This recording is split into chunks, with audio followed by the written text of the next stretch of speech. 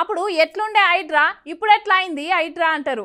ఇప్పుడు మేము చెప్పబోయే ముచ్చట ఇన్నాక ఏమైంది శ్రీవల్లి, అప్పుడు ఎట్లా కూలగొట్టిర్రో ఇప్పుడు కూడా గట్లనే కూలగొడుతుర్రు, ఇంట్లో కొత్తదనం ఏముంది అని అంటారా? అయితే ఇప్పుడు మీరు ఈ ముచ్చట వినాల్సిందేనబ్బా. అవుల్లా హైడ్రా ఓ మంచి మార్పు తీసుకొచ్చింది కదేందో చూసేయ్రి.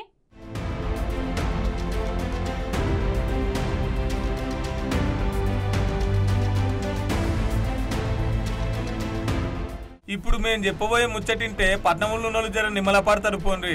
ఇన్నొద్దులు కాయ కష్టం చేసి కట్టుకుని ఇల్లు ఉంటదో పోతుందో అని గుండెల్లో గుబులు పెట్టుకొని ఉన్నారు కదా.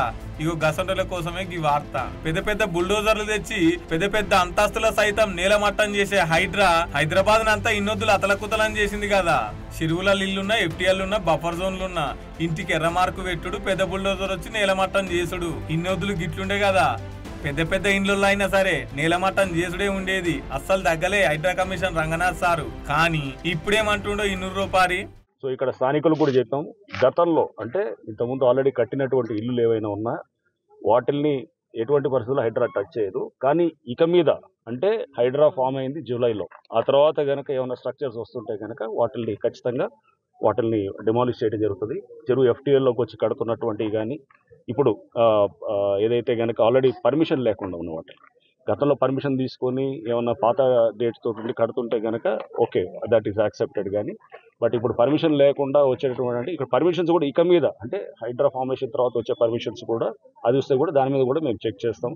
అటువంటి పర్మిషన్స్ కూడా న్యాచురల్గా ప్రభుత్వం కూడా స్పష్టం చేసింది. పాత పర్మిషన్స్ ఉన్న వాటిని ఆనర్ చేస్తాం, కానీ కొత్తగా పర్మిషన్స్ ఎక్కడ కూడా అది యాక్సెప్ట్ చేయమని చెప్పేసి.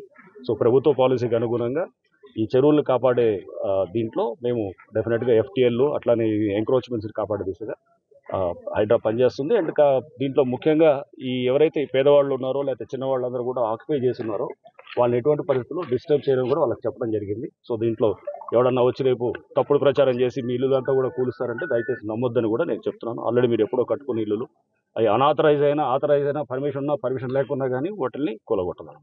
అగో ఇన్నర్ కదా, ఇంత ముందుకున్నాయి లెక్కలకు రావట.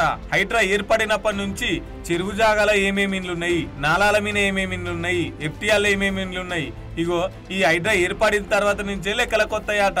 ప్రస్తుతానికైతే ఇంత ముందు కట్టుకున్న ఇళ్ల జోలికి అయితే పోతలేరు. మరి ముందు ముందు ఎట్లుంటుందో. హైదరాబాద్ ను హైదరాబాద్ గా చేసిన హైడ్రా ఇప్పుడు పెద్దసారి గిట్ల మైకుల ముంగడికి వచ్చేసరికి చాలా మంది తారీఫ్ చేస్తున్నారు. ఈ అవకాశం మాకు ఇచ్చారు.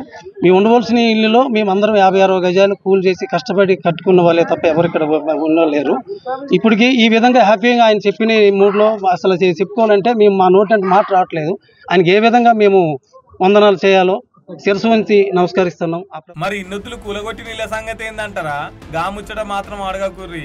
హైడ్రా ఏర్పడినప్పటి నుంచి ఎవరెవరు ఇల్లు కట్టిరో వీటిని కూలగొట్టే పని మీద పడ్డారు హైడ్రా వాళ్ళు మొత్తం మీద. అయితే ఇక చూడాలి మరి హైడ్రా పనితనం ఇక ముందు నుంచి ఎట్లుంటుందో.